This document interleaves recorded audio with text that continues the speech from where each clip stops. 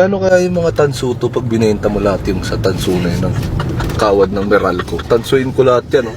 Tapos may background music ka pa. I wanna be a billionaire.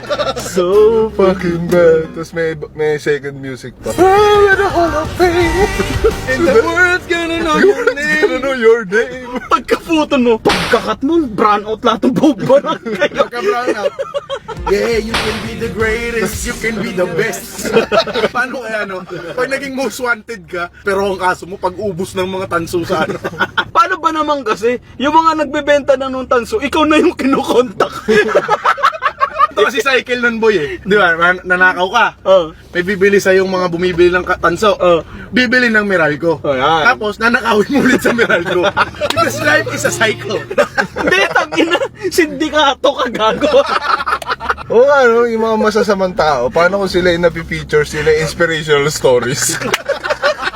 Halimbawa, nagnakaw. May interview ka na kay MJS. Mga ganun. Kasi naipundar mo, kakanakaw mo. Tapos ang tawag mo doon, diskarte.